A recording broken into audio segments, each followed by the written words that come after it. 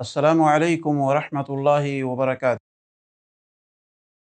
الحمد للہ وکفا وسلام علی عبادہ الذین اصطفیٰ، اما بعد۔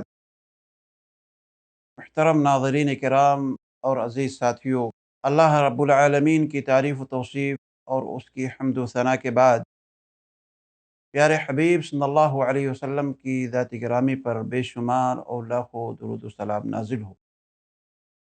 عزیز ساتھیوں، مجالس رمضان کی یہ 16ویں نشست ہے۔ آج کی اس نشست میں روزہ اور اعضائے جسم کے بارے میں کچھ باتیں آپ کے سامنے پیش کی جائیں گی، کیونکہ روزہ صرف کھانے پینے سے رکنے کا نام نہیں ہے، بلکہ اس کے ساتھ ساتھ پورے جسم کا بھی روزہ ضروری ہوتا ہے۔ دل اور قلب جسم کا ایک ایسا حصہ اور ایک ایسا عضو ہے جس پر پورے جسم کے صحیح ہونے کی اساس اور بنیاد ہوتی ہے۔ اگر دل صحیح سلامت رہا اور ہر طرح کی شرکیات اور خرافات سے محفوظ رہا، پورا جسم انشاءاللہ صحیح و سلامت رہے گا۔ اور اگر دل کے اندر خرابی پیدا ہو گئی تو پورا جسم برباد ہو جائے گا۔ دنیا اور آخرت کی بھلائی دل کے صحیح ہونے کے اندر پائی جاتی ہے۔ چنانچہ اللہ رب العالمین نے قرآن مجید کے اندر ارشاد فرمایا، ان فی ذلک لذکری لمن کان لہ قلب او القی السمع وہو شہید۔ دل کی دو قسمیں کی جا سکتی۔ ایک تو وہ دل جو تقوی اور ایمان کی روشنی سے پر ہو، جو ہمیشہ چمکتا دمکتا رہتا ہو، تو وہ دل ہمیشہ زندہ رہتا ہے۔ دوسرا وہ دل جس میں بھلائی و اچھائی نام کی کوئی چیز نہ ہو، بلکہ وہ ان تمام چیزوں سے خالی ہو، تو وہ دل مردہ مانا جاتا ہے۔ مومن کا دل چاہے رمضان ہو یا غیر رمضان ہو، ہمیشہ روشن رہتا ہے، ہمیشہ روزہ رکھتا ہے۔ دل کا روزہ یہ ہے کہ وہ ہر طرح کی شرکیات سے، ہر طرح کی خرافات سے، ہر طرح کی بدعات سے بالکل محفوظ رہے اور اللہ رب العالمین کی محبت سے معمور رہے اور بغض و حسد سے بالکل دور رہے۔ آنکھ بھی انسان کے جسم کا ایک حصہ ہے، اس کا بھی روزہ ہوتا ہے۔ اس کا مطلب یہ ہے کہ انسان فلمیں، ڈرامہ، سیریل اور فحش لٹریچر اور حرام تصویروں کے دیکھنے سے آنکھ کو اپنے بچائے رکھے، کیونکہ اگر اس کی حفاظت نہ کی گئی تو عبادت برباد ہو جائے گی، ایمان کی روشنی دلوں سے نکل جائے گی، پھر انسان حسرت و افسوس میں رہے گا، اسے کہیں بھی قرار نہیں مل سکتا ہے۔ اسی طریقے سے انسان کے جسم کے اندر کان کی بھی ایک بڑی اہمیت ہوتی ہے۔ کان کے دو پہلو ہوتے ہیں، ایک یہ کہ اچھی چیزوں کا سننا، دوسرے یہ کہ بری چیزوں کے سننے سے اجتناب کرنا، کیونکہ جب انسان کان کو برے کام یعنی گانا، فحش اور ناجائز باتوں کے سننے میں لگا دیتا ہے یا لگاتا ہے تو اس کی وجہ سے اس کا دل مردہ ہو جاتا ہے۔ اس لیے ہمیں چاہیے کہ ہم اپنے کان کو تلاوت کلام پاک میں لگائیں، دینی تقریر سننے میں لگائیں، حدیث رسول صلی اللہ علیہ وسلم کو سننے کا معمول بنائیں اور فضول باتوں سے، فضول چیزوں سے اپنے کان کو محفوظ رکھیں اور بچانے کی کوشش کریں۔ اسی طریقے سے عزیز ساتھیوں، پیٹ کا بھی ایک اہم مسئلہ ہوتا ہے، کیونکہ یہ بھی جسم کا ایک عضو ہے، جسم کا ایک حصہ ہے، اور اس میں جو بھی چیزیں، جو بھی غذائیں جاتی ہیں، اگر وہ غذائیں حلال ہیں، پاک ہیں، طیب ہیں، تو جسم بھی پاک رہتا ہے اور انسان کی عبادت بھی اللہ کے دربار میں قبول کی جاتی ہے۔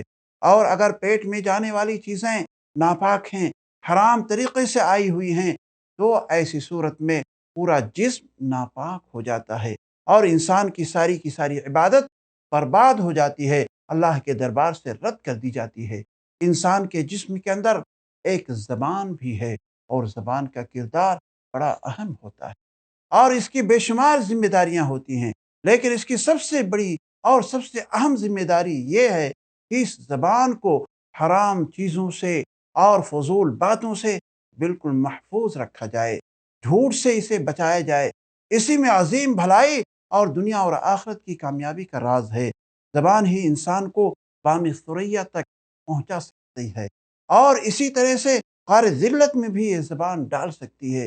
یہی فتنوں کی جڑ اور پیار و محبت کی بنیاد بنتی ہے، نیز انسان کے جنت یا جہنم میں جانے کا سبب بھی بنتی ہے، اسی لیے اسے بیجا جگہوں پر استعمال کرنے سے منع کیا گیا ہے۔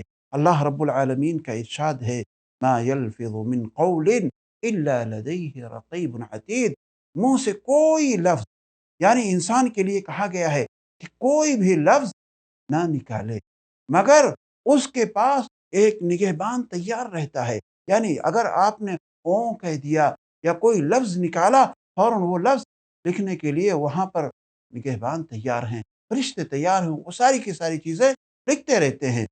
حضرت سہل بن سعد رضی اللہ تعالی عنہ سے مروی ہے، وہ بیان کرتے ہیں کہ پیارے حبیب صلی اللہ علیہ وسلم نے ارشاد فرمایا، من یضمن لی ما بین لحییہ وما بین رجلیہ اضمن لہ الجنہ، میرے لیے جو شخص دونوں جبڑوں کے درمیان کی چیز، یعنی دونوں جبڑے یہ ہیں، اس کے بیچ کے اندر جو چیز ہے یعنی زبان ہے، اور دونوں پاؤں کے درمیان کی چیز یعنی شرمگاہ کی حفاظت کی ذمہ داری لے لے تو میں اس کے لیے جنت کی ذمہ داری لے لوں گا۔ یہ کون کہہ رہا ہے؟ پیارے حبیب صلی اللہ علیہ وسلم کہہ رہے ہیں۔ تو اس میں دو چیزیں ہیں، ایک تو شرمگاہ کی حفاظت ہے، دوسری زبان کی حفاظت ہے۔ اگر یہ دونوں چیزیں بڑی اہم مانی جاتی ہیں، اسی طریقے سے اسلام میں حقیقی مسلمان کی جو پہچان بتائی گئی ہے، جو علامت بتائی گئی ہے، وہ یہ ہے کہ حقیقی مسلمان وہ ہے جس کے ہاتھ سے اور جس کے زبان سے لوگ محفوظ ہوں، یعنی جس کے شر سے لوگ محفوظ ہوں، وہی حقیقی مسلمان ہوتا ہے۔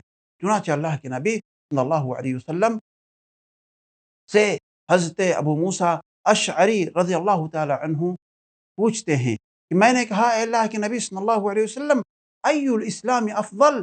قال من سلم المسلمون من لسانہ ویدہ، میں نے رسول اکرم صلی اللہ علیہ وسلم سے عرض کیا، اے اللہ کے نبی، مسلمانوں میں سب سے افضل کون ہے، سب سے بہتر کون انسان ہے؟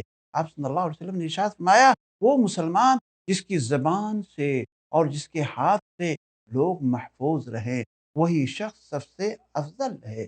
ایک دوسری روایت کے اندر آتا ہے، سیدنا عقبہ بن عامر رضی اللہ تعالی عنہ سے مروی ہے، وہ کہتے ہیں کہ قلت یا رسول اللہ من نجات؟ قال املک علیک لسان ولیسعک بیتک ولیسعک بیتک وابکی علی خطیئتک، میں نے رسول اکرم صلی اللہ علیہ وسلم سے پوچھا نجات کس میں ہے؟ آپ صلی اللہ علیہ وسلم نے ارشاد فرمایا، اپنی زبان کی حفاظت کرو، یعنی زبان کی حفاظت کرو اور تمہارا گھر تم پر وسیع ہو جائے، یعنی گھر میں رہا کرو، اور اپنی خطاؤں پر، اپنی غلطیوں پر خوب آنسو بہاؤ۔ زبان، عزیز ساتھیوں، یہ چیزیں بڑی ہی اہم ہیں۔ اس کے علاوہ زبان کے دو پہلو ہوتے ہیں، ایک اچھائی کے، دوسرے برائی کے۔ اچھائی اس اعتبار سے ہے کہ اگر وہ نیکی اور بھلائی کے کاموں میں استعمال کی گئی تو وہ جنت میں جانے کا سبب بنے گی۔ برائی اس اعتبار سے کہ اگر اسے برے کاموں میں استعمال کیا گیا، یعنی اسے غیبت کی گئی، چغلخوری کی گئی، گالی دی گئی، تو ایسی صورت میں اس کی وجہ سے انسان جہنم رسید ہوگا۔ مسلمانوں کو چاہیے کہ وہ اپنی زبان کی حفاظت کریں، وہ چھوٹی ضرور ہے لیکن بڑی ہی خطرناک ہے، اسی کی وجہ سے کافی لوگ جہنم میں جائیں گے۔ جھوٹ بولنا عزیز ساتھیوں زبان ہی کے ذریعے سے ہوتا ہے، اور یہ جھوٹ بولنا گناہ کبیرہ میں سے ہے، لیکن شرعی مصلحت کے پیش نظر اسے بعض اوقات میں جائز بھی قرار دیا گیا ہے۔ جیسے میاں بیوی کے درمیان اگر کوئی ناراضگی چل رہی ہے، آپس میں چکلش چل رہی ہے، یا اس طریقے سے دونوں میں اختلاف چل رہا ہے، تو دونوں کے درمیان میں محبت پیدا کرنے کے لیے، آپ ان کے درمیان صلح کرانے کے لیے آپ کیا کر سکتے ہیں؟ کچھ الفاظ جھوٹ بول سکتے ہیں۔ اسی طریقے سے اگر دو فریق کے درمیان اختلاف، لڑائی جھگڑا یا اس طرح کی باتیں ہو رہی ہیں تو دونوں میں صلح کرانے کے لیے آپ جھوٹ بول سکتے ہیں۔ اسی طریقے سے اگر جنگ ہے، لڑائی چل رہی ہے، تو دشمنوں کو دھوکہ دینے کے لیے آپ وہاں پر بھی آپ جھوٹ بول سکتے ہیں۔ چنانچہ حدیث کے اندر آتا ہے، ام کلثوم بنت عقبہ رضی اللہ تعالی عنہ بیان کرتی ہے کہ انہا سمعت رسول اللہ صلی اللہ علیہ وسلم یقول لیس الكذاب الذي يصلح بین الناس فینمی خیرا او یقول خیرا۔